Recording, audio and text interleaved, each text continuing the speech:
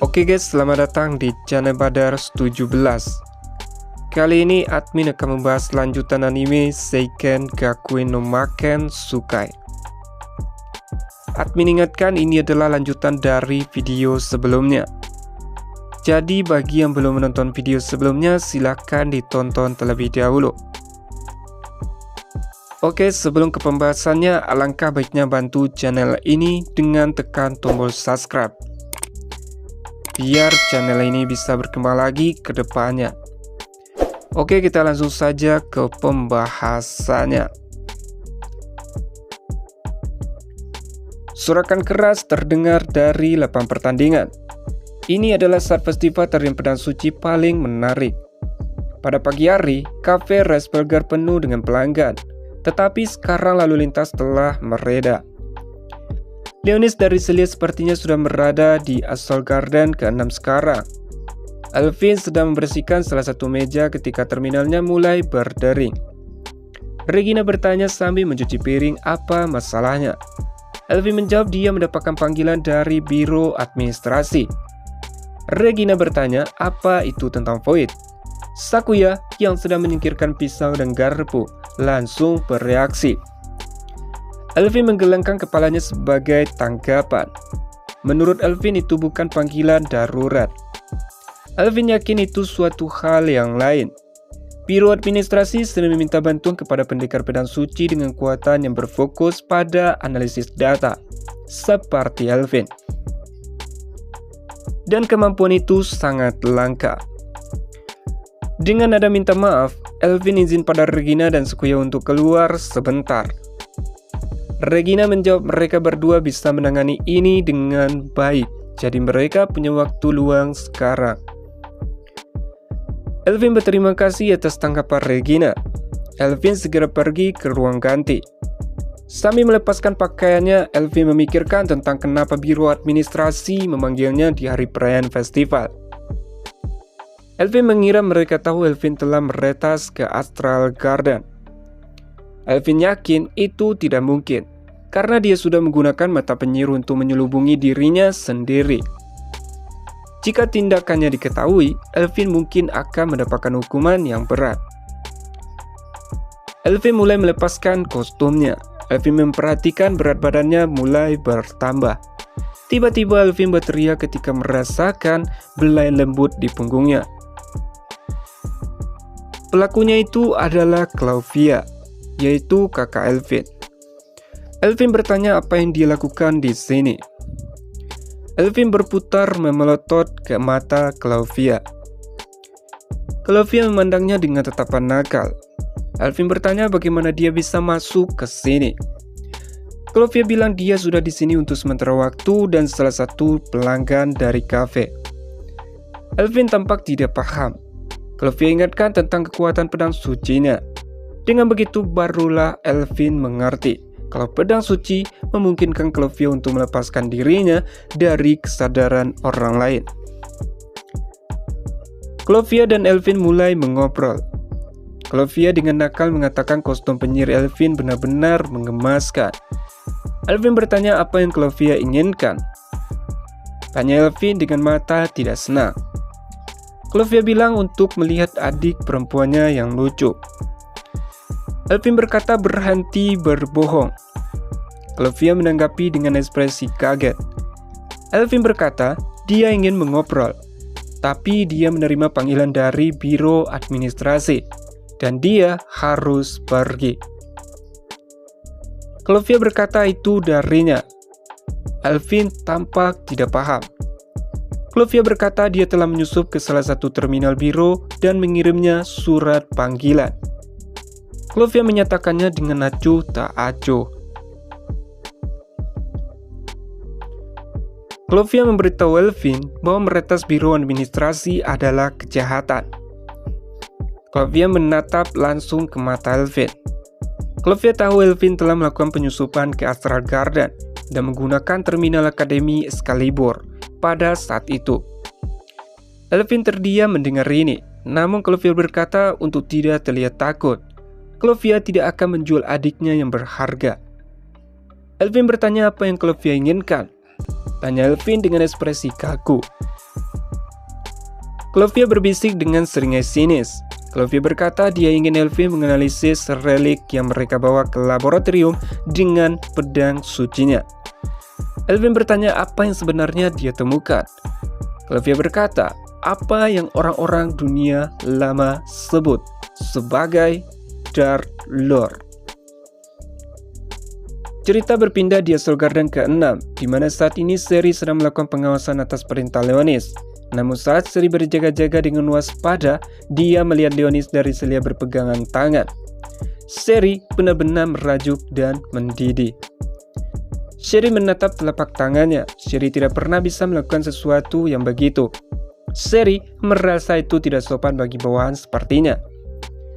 Sherry berpikir jika Rizlia membangun kekuatannya sebagai ratu vampir, dia pada akhirnya akan layak menunggu Leonis melayani sebagai pelindungnya. Jika itu terjadi, Sherry mungkin tidak diperlukan lagi. Sherry dengan gugup mengepalkan jaringnya di sekitar cincin tulang yang diberikan Leonis padanya. Sherry berbalik dengan tajam.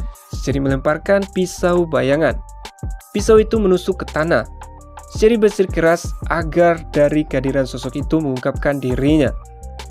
Sherry menarik beberapa belati lagi dari bawah roknya. Makhluk berbentuk manusia muncul dalam bayangan hitam. Makhluk itu menyebutkan tentang vampir. Sherry langsung menyadari makhluk itu adalah iblis dan iblis itu mengincar Rizlia. Sherry segera melaporkan ini ke Leonis melalui telepati, namun tidak bisa.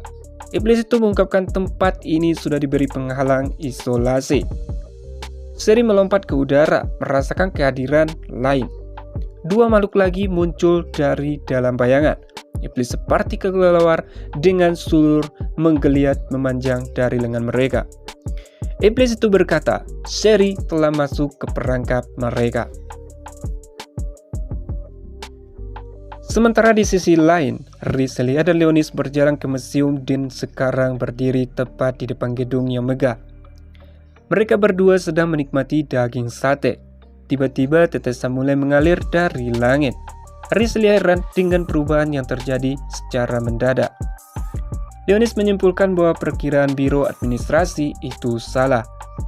Rizlia mengakui hal itu. Rizlia berkata perubahan cuaca yang tiba-tiba adalah bagian dari kehidupan di pulau buatan. Rizlia berkata ini bahkan akan menjadi badai. Leonis mengusulkan untuk segera ke museum dan masuk. Mereka berdua bergegas masuk ke gedung. Mereka menunjukkan ID siswa Akademi Excalibur. Mereka di gerbang dan memasuki tempat itu. Siswa lain dengan seragam mereka berkumpul di sana-sini, di sekitar pintu masuk. Leonis memperhatikan banyak senjata-senjata yang dipajang tidak ada apa-apanya. Rizlia sudah akrab dengan tempat ini. Rizlia berkata sehari tidak akan cukup bagi Leonis untuk melihat semua yang ditawarkan di museum ini. Leonis memberi anggukan sebagai tanggapan. Rizlia memutuskan untuk mengajak Leonis ikut rute yang disarankan dan melihat-lihat. Mereka berdua meninggalkan gerbang depan dan pindah ke aula terbuka yang besar. Di tengahnya terdapat kerangka naga besar. Leonis sangat menyukai para naga. Bagi Leonis, naga sangat berwibawa. Sehingga saking antusiasnya Leonis sampai mencondongkan tubuh ke atas pagar. Rizlia segera menarik Leonis. Rizlia melarang Leonis menyentuhnya. Rizlia berkata Leonis harus menghormati aturan museum. Leonis meminta maaf dengan lemah lembut. Leonis pikir tidak pernah berharap untuk menemukan karya yang begitu indah di tempat seperti ini. Leonis bertanya di mana mereka menemukan kerangka ini. Rizlia berkata kerangka itu tidak nyata. Rizlia mengakui dengan sedikit senyum kaku. Rizlia bilang yang asli ada di laboratorium di kota. Leonis sangat kesal mereka berani membodohinya. Namun Rizlia menambahkan bahwa ada tulang asli yang terlihat lebih dalam. Rizlia menarik tangan Leonis. Mereka berjalan menyusuri rute yang ditandai. Mereka melewati sebuah terowongan, mencapai ruang berikutnya. Leonis bisa melihat kerangka makhluk purba di balik kaca yang dipamerkan. Leonis kemudian tertarik dengan kerangka raksasa, yaitu Ogre. Ogre dulunya adalah bawahan di Zolfzoa, penguasa kemarahan.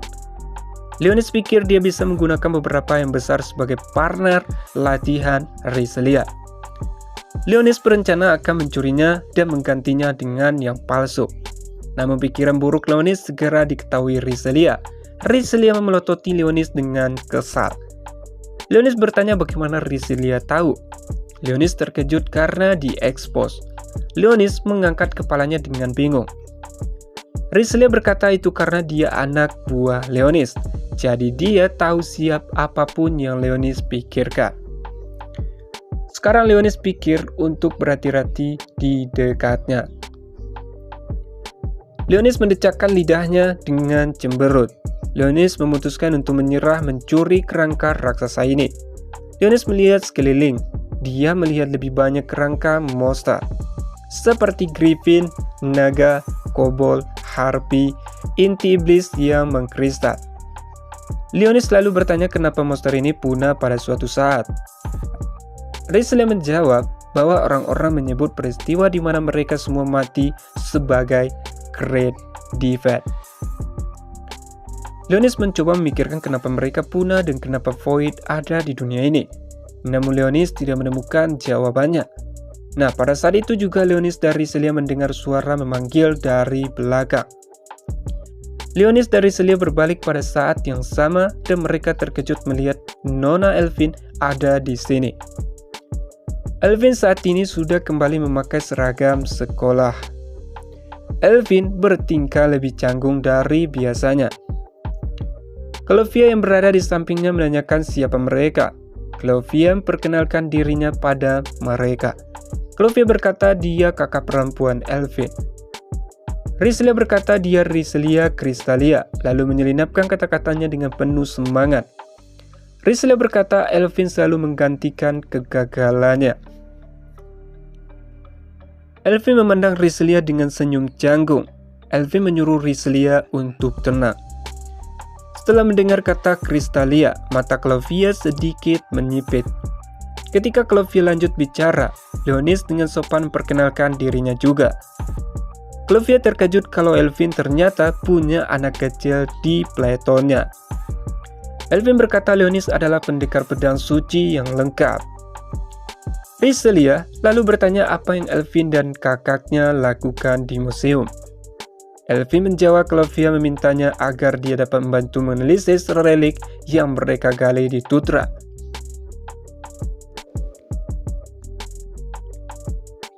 Riselia berseru, itu sangat luar biasa. Clovia berkata itu benar, adik kecilnya sangat berbakat, kata Clovia dengan puas. Elvin memelototinya dengan tajam sebelum melanjutkan. Elvin berkata mereka menuju ke lorong khusus yang terbatas yang menghubungkan museum dan lembaga penelitian di lantai bawah tanah. Sehingga itu mereka bertemu dengan Riselia dan Leonis dalam perjalanan. Leonis segera teringat dengan laporan Lena tentang roh asal. Leonis tidak akan melewatkan kesempatan untuk mendapatkan roh asal yang asli. Leonis berbicara pada Clovia. Leonis bertanya adakah cara mereka untuk melihat relik itu. Elvin memandang Leonis dengan heran. Clovia bertanya apa dia tertarik dengan reruntuhan kuno. Leonis mengangguk sebagai tanggapan. Clovia berkata itu rahasia militer, jadi orang luar tidak boleh mendekatinya. Leonis sudah tahu Clovia bicara seperti itu. Jadi Leonis rasa dia harus mengendalikan Clovia. Namun, saat Leonis bersiap untuk menggunakan mantra mata jahat dominasi, Clovia berubah pikiran. Clovia mengizinkan jika Leonis hanya akan melihat saja, kata Clovia sambil mengedipkan mata. Leonis memeriksanya, terkejut. Elvin menoleh ke kakaknya dengan mata curiga. Clovia berkata sejujurnya, dia benar-benar tidak bisa membiarkan Leonis melihatnya. Tapi karena Leonis berteman dengan Elvin, Clovia membuat pengecualian. Nah, di sisi lain, kelompok Demon Wolfpack telah memulai operasinya dalam rangka penculikan Roh Assad. Dan saat ini mereka berada di lembaga sektor pusat lembaga penelitian anti-Void. Berkat Arle menggunakan berkah slip clone. Semua para staf laboratorium pingsan. Bahkan salah satu dari mereka telah berhasil menghancurkan semua CCTV. Dan semua para staf yang pingsan juga telah mereka ikat. Arle merasa lega bahwa tidak ada yang terluka. Lena terkejut mereka bisa melakukannya dengan mudah. Lena kira dengan mereka memiliki roh asal penjagaan akan ketat. Salah satu baseman mengatakan mereka memiliki 3 pendekar pedang suci dan menurutnya itu penjagaan ketat. Arle mengatakan dia sudah mengurus mereka. Bagi Arle, dibandingkan dengan wanita berambut biru yang dia temui di kota hancur, itu lebih kuat. Salah satu dari staf terkejut kalau mereka adalah kelompok serigala berdaulat. Lena berkata mereka sekarang adalah Demon's Wolf Pax. Lena lalu menghampiri pria itu dengan pisau di tangan. Pria staf itu berteriak ketakutan. Lena menyuruh pria itu memberitahu kemana roh asal yang ekspedisi Astral Garden 6 bawa ke sini. Pria itu kelihatan bingung, tidak tahu apa-apa yang mereka cari. Salah satu beastman menggeram. Arle menghentikan beastman yang akan mulai menyalahgunakan peneliti. Lena berkata tidak apa-apa, mereka hanya akan menggunakan ini. Lena mencuri kunci kartu peneliti, memasukkannya ke terminal, dan mulai mengetik keyboardnya. Lena menekan tombol dan rekaman muncul di monitor terminal. Segera, Lena menatap video itu dengan curiga. Anggota Demon Wolfpack juga bertanya. Arle mengintip dari belakang dan harus menahan diri agar tidak terengah-engah. Ekspresi yang mereka tampilkan seperti mengatakan tidak mungkin. Mengapa itu ada di sini? Cerita berpindah di mana saat ini Leonis dan yang lainnya melintasi koridor pribadi Mesio, pindah ke tingkat bawah tanah laboratorium. Leonis bertanya Kelvin jabatan Clovia, tentunya dengan suara rendah. Elvin berkata kakaknya adalah peneliti utama untuk perusahaan Pilet dan otoritas terkemuka dalam hal eksperimen anti-Void. Tatapan Elvin tertuju pada punggung Clovia. Leonis menyimpulkan mereka berdua tidak akur dengan baik. Tiba-tiba, Clovia berhenti di depan lift dan menempelkan terminal komunikasi ke telinganya. Clovia bergumam kalau ini aneh. Elvin bertanya apa ada yang salah. Clovia berkata dia tidak bisa berhubungan dengan sektor pusat. Elvin bertanya apakah menurut Clovia sesuatu telah terjadi. Menurut Clovia, mungkin badai di luar membuat elemental buatan tidak stabil. Dengan mengangkat bahu, Clovia mengacungkan kartu identitasnya ke pintu lift. Leonis dan yang lainnya masuk ke dalam dan turun. Pada saat itu, Clovia mengobrol sama Rizelia. Mereka membahas tentang keluarga Kristalia yang sudah dimusnahkan oleh Void, dan juga tentang ayah Rizelia. Ayah Rizelia adalah Duke Kristalia, seorang sarjana yang brilian. Dia juga diketahui menerbitkan beberapa tesis menarik tentang reruntuhan kuno. Bahkan Clovia mendapatkan penemuan ini berkat penelitiannya. Pada saat pintu lift terbuka, Clovia melangkah ke koridor terlebih dahulu, mengulurkan tangan untuk membuka kunci pintu. Setelah masuk, mereka bisa melihat balok es yang sangat besar, terletak di tengah ruangan. Leonis terdiam. Leonis kenal dengan makhluk yang ada di dalamnya. Itu adalah salah satu dari 8 Dark Lord yang telah bertarung bersama Dewi Pemberontakan, yaitu Feyre, Raja Naga. Leonis berdiri tenganga, nafasnya terhenti. Feyre seharusnya jatuh ke 6 pahlawan di penggunungan naga iblis, namun disinilah dia. Elvin berbalik menghadap Clovia, di mana dia terpaku pada balok es di depan mereka. Leonis mengambil satu langkah maju dengan keras. Itu adalah tindakan yang sama sekali tidak dia sadari. Leonis mendengar suara Vera memanggil namanya. Balok es itu mulai memberikan retakan kecil. Vera kembali memanggil Leonis, dan retakan balok es itu semakin bertambah. Rizelia secara refleks menangkap lengan Leonis dan menariknya ke belakang. Tidak lama setelah Rizelia melakukannya, balok es yang membungkus Raja Naga hancur berkeping-keping. Feyre, Raja Naga akhirnya terbangun dari segel 1000 tahunnya. Namun, jiwa Feyre telah tercemar. Feyre mulai mengaum dan menggetarkan tempat itu. Leonis secara refleks mengerahkan penghalang mana, melindungi Rizelia dan yang lainnya di belakang. Leonis mengerang saat melihat Feyre benar-benar masih hidup. Leonis mengira Feyre sudah mati dibunuh oleh 6 pahlawan. Feyre mulai membentangkan sayapnya saat sekat darurat mulai turun. Feyre menembakkan kilatan cahaya ke atas. Rizelia segera mendorong Leonis untuk menunduk. Dalam sekejap kilatan cahaya, Feyre menghanguskan beberapa tingkat. Feyre melayang dengan tenang, melarikan diri ke dunia luar. Elwin bertanya monster apa itu. Clovia berkata, Duke Crystallia menyebut monster itu sebagai Dark Lord, penguasa di zaman kuno, pertanda kematian, kehancuran, dan kekacauan yang memberontak melawan para dewa di planet ini. Leonis berbalik untuk melihat Clovia dengan curiga. Leonis yakin orang-orang sudah melupakan tentang pangeran kegelapan dan para dewa. Leonis penasaran seberapa banyak yang diketahui oleh ayah Rizelia. Elwin berseru, jika monster itu bebas, itu akan memusnahkan keseluruhan Asgard ke-6.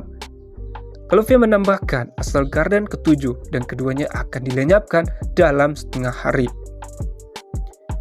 Elwin memelototi kakaknya. Rizelia menyarankan Elwin kalau mereka harus segera mengevakuasi warga sipil. Elwin memanifestasikan beberapa bola mata penyihir di udara di sekitarnya. Clovia mulai bingung, sektor pusat laboratorium masih belum merespon. Rizelia memutuskan untuk memeriksanya. Rizelia berbalik menghadap Leonis, namun Leonis sudah tidak ada.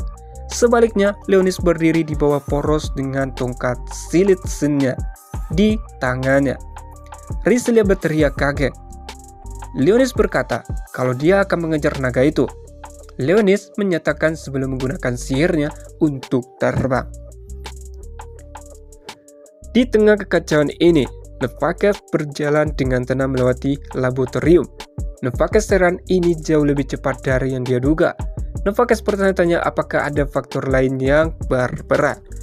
Nefakes heran kemudian beralih ke panel kaca yang memisahkan laboratorium dari koridor, di mana seseorang gadis berlari melewatinya. Dia adalah pemandangan yang indah dengan rambut argen yang mengalir. Di sisi lain, Sherry terbelalak ketika melihat Raja Naga ada di sini. Selagi memperhatikan apa yang terjadi, seekor iblis kadal menyerang Sherry dengan menjulurkan lidahnya seperti tombak. Sherry menghindari dan memotong lidahnya. Kadal itu menjerit kesakitan, tapi Sherry mengabaikan dan berbalik, dengan santai melemparkan belati ke belakangnya seperti yang dia lakukan. Iblis kelelawar yang mendekatinya mengeluarkan jeritan kesakitan. Sherry bertanya pada iblis spiral, apa ini ulah Raja Naga? Sherry menarik belati lain dari bawah roknya. Iblis spiral itu berkata kalau dia tidak tahu apa-apa tentang itu. Dia hanya mengikuti perintah tuannya. Sherry bertanya siapa itu, namun iblis spiral tidak mau mengatakannya. Iblis spiral menghilang dari pandangan. Sesaat kemudian, bayangan di bawah kaki Sherry mulai bergolak. Sherry melompat menjauh, melemparkan pisau ke kakinya. Sayangnya, iblis spiral menangkisnya dengan mudah.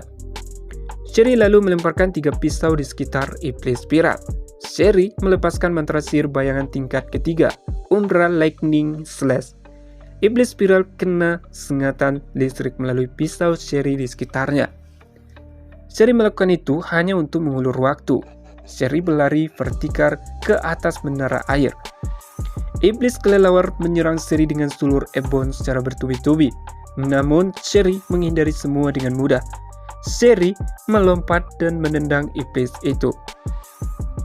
Iblis kelelawar menabrak atap menara air dan Sherry tanpa ampun menusukkan belati ke tenggorokannya. Sherry melihat ke atas. Sherry menemukan naga itu lagi. Vera membumbung menuju Asal Garden ke-7, hancurkan kota di bawahnya dengan tekatan angin.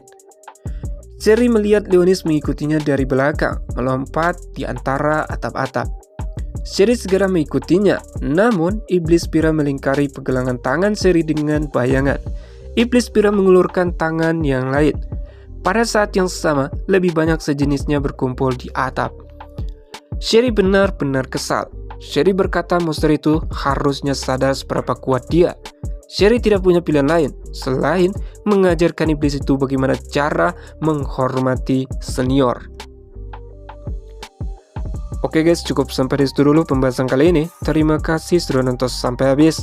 Salam nakama.